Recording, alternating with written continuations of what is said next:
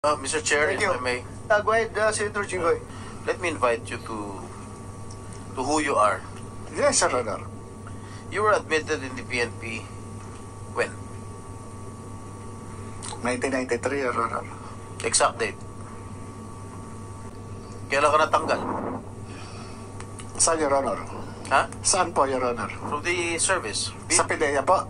PNP. Sa PNP po, yung sinasabi po ni Gerald Lasso. Just answer my question. Kailan ka natanggal? When were you dropped from the rolls of the Philippine National Police? Matrap po ako, hindi ko na po matandaan, Your Honor. Wala po sa akin yung dokumento ngayon. Unless, Your Ilan Honor, taon ka nandito po nagservisyo yun. sa police? More or less 16 or 17, Your Honor. 17 years? According to the information that I have received, you were dropped from the PNP on April 25, 1994. Meron pang ano yan, Your Honor, na restored yan, Your Honor. You were admitted, you said you told us 1993. Correct? Admitted to the PNP. Yes, Your Honor. Yes, Your Honor. You were dropped from the PNP role on 1994, the same month. Na-restore. What? Hindi po ako, hindi po ako familiar doon sa date. Kung itatanungin niyo po sa akin yung exact date, wala po sa akin yung eksaktong dokumento. Hindi mo alam kung kailan ka natanggal sa serbisyo? Your Honor, yung ganyang, hindi, kailangan ko sa dokumento. Your Honor. Alam ko kung kailan ako nakulong eh. Yun po, Your Honor, sa inyo, no? Hindi mo alam kung kailan ka na-drop sa PNP? Totoo po, kasi kung pagbabasihan po natin ang dokumento, Your Honor, ang pagsagot kahit saan mang pleading, Your Honor, mabase ako doon sa dokumento, Your Honor. Hindi lahat ng pagkakataon, Your Honor, makakabisado ko yung mga dokumentong matagal nang nakalipas. Kung ano man yung pangyayari ng matagal nang nakalipas, hindi lahat po yun makakabisado ko o maaalala ko. Depende po kung meron po akong reference na document, maaari ko po kayong masagot ng diretso, Your Honor. Your Honor, yung sinasabi nyo drop, magkaiba po yung drop doon sa dismissal. Okay, you were dismissed a few months after, 1994 din. Your Honor, Service. Your Honor, yan pong ng PNP na yan, na-restore po ako sa full duty status. Meron naman po yan dyan na kung i-recall ko, ako ay na-restore sa full duty status. May mga po yan, may mga dokumento na nandiyan, Your Okay. Honor. Tell me the reason why you were dismissed. Dismiss or drop, Your Honor? Graft. Drop, Your Honor. Hindi ko na... Give me the reason why you were dismissed from the service. PNP. Nagkasakit po ako doon yan, Your Honor Yan yung naging basis ko noon. Your Honor, nagkaroon ng misappreciation of facts. Yan po yung naging ko doon sa PNP noon. Kaya nagkaroon ng restoration to full duty status. No,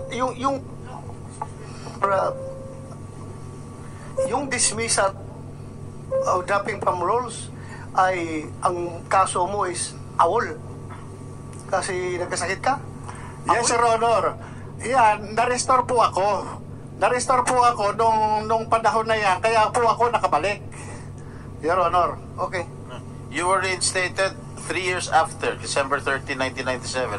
Am I correct? Yes, Your Honor. Dahil nagkaroon ako ng mga, sa PNP rin, Your Honor, ang problema hindi po sa akin. Dahil nagkaroon ako ng communication sa PNP doon dahil dyan sa, doon sa ginawa nila sa akin. Kaya, na-reconsider yung aking, pleading sa kanila, kaya nagkaroon ng restoration sa full duty status ko, Your Honor. And after which, 10 years after, you were suspended from July 1, 2007 to September 2007. Why were you suspended? Yan po yung sa trabaho nun, Your Honor, parang, kung di ako nagkakamali, Your Honor, yes, sa pleb, kung di ako nagkakamali. O ngayon, naalala mo na. Hindi, Your Honor, ako sa akin, Your Honor, nire-recall ko yan Kaya kung sasabihin nyo sa akin yung mga exact date o ano bang mga ano, hindi ko po talaga, tatapatin ko kayo, hindi ko talaga siya ano, pero nire-recall ko siya para at least mai-ano ko sa inyo, Your Honor. Pero, Your Honor, yung sinasabi ni General Lasso na nagkaroon ako ng dismissal order, ito po, Your Honor, ito yung ano, no, nawalan ako ng ano nawalan ako ng ng karapatan ma-avail yung due process kasi meron tayong twin requirements para sa due process. Ito yung notice and hearing. Wala po akong natanggap na kahit anong hearing o notices na ako ay na-pre-charge o meron summary dismissal proceedings. Wala po ako natanggap. Kaya nga, kung ako man ang PNP, pakitaan ako ng anumang dokumento na nagpapatunay na ako ay nag-file ng anumang pleading para kontrahin yung anumang sinasabi sa akin doon sa pre-charge o anumang summary dismissal proceedings. Wala po Kasi hindi ko po na-avail yung due process na yan. Yung sinasabing ganyan. Dahil nung panahon na yan, nag-re-entry na po ako sa PIDEA ng 2009. Wala po ako natanggap niya. Kaya yung ano na yan, sinasabing order ng PNP na dismissal order, hindi po, wala po akong ano dyan, walang due process na akong nabinigay sa akin. Noong hinire ka ng PIDEA, you misrepresented yourself that you misrepresented to PIDEA that you do not have any unbroken service in the PNP from 1993 to 2008.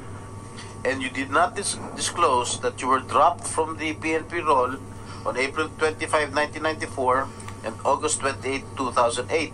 And you were dismissed from the service on November 7, 1994 and was suspended from July 1, 1997 to September of 2007.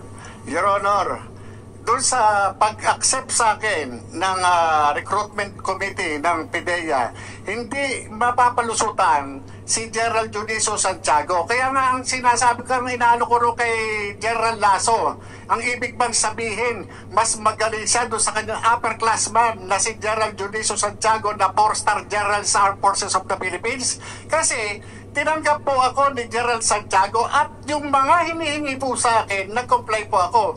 Paano po yun? Service record kasama po yun. Hindi po pwede na hindi ako magde-declare ng kahit ano pa man dahil magre-reflect yan sa service record. Pangalawa, yung mga clearances.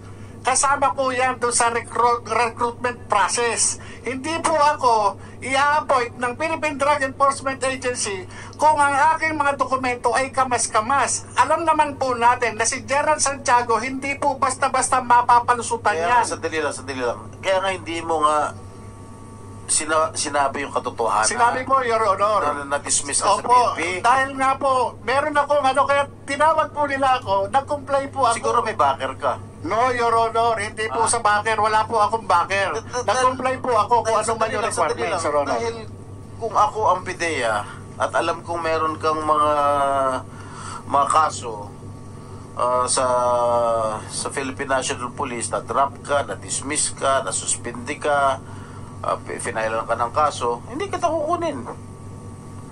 I'm sure meron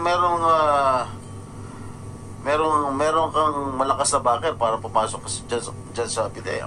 No, Your Honor. At dumaan ako doon sa recruitment you process. You never disclosed your record sa PIDEA. Hindi mo disclose yan Your Honor, imposible po yun. Dumaan po ako doon sa proseso ng recruitment nila. Kaya nga po ako in-appointed. Dahil kung hindi ako nag-comply, hindi po nila ako tatanggapin. Requirements po yun, batas po yun. Hindi po pwede na yung recruitment committee iba-violate nila yung procedure. Hindi po pwede. At saka, Senator Jinggoy, karamihan ng mga initial na mga personnel ng PIDEA were coming from the PNP. Kaya imposible makapagtago ito ng kanyang identity doon sa mga polis na nandoon sa PIDEA kung ito yung mga kaso niya ay hindi niya dinidisclose. Your Honor, tama po yun. Kasi nung panahon na yun, kung hindi po ako nagkakamali, ang hepe o acting director ng ng Human Resource Management o yung admin ng PIDEA ay police commission officer, Your Honor. Imposible ho na mag-ano ako ng mga mang itatago ko dyan, hindi po pwede. At yung IIS, Your Honor, na nagkakandak ng background investigation, panay police. Hindi po pwede lulusot po ako. At sigurado ko, kung iskalawag ka na pulis, lalong-lalo na PIDEA papasukin mo, mukhang malabo siguro, mukhang siraulo ang PIDEA kung tatanggapin ka, kung iskalawag ka na pulis. Yung Your Honor, ang sinasabi ko doon kay General Lasso, ibig sabihin, mas magaling ka pa kay General Juniso Santiago sa military parlance, Your Honor, at saka sa police parlance. Ang tawag doon, magano, kupal. Your Honor, si General Santiago, patawarin niyo po ako doon sa words ko, pero yung po yung military parlance at saka police parlance, pagka ang isang opisyal, hindi magan ng tawag dyan. Your Honor, napaka-tinong opisyal ni General Santiago. Ano tawag? Magan, Your Honor. Magang? Magan. Magan or kupal, Your Honor. Totoo ba yan, Mr. Chair? Yes, magan, stricto. Ibig sabihin ng magan, stricto. Kupal, yung wala. Kurap na opisyal. Yan yun.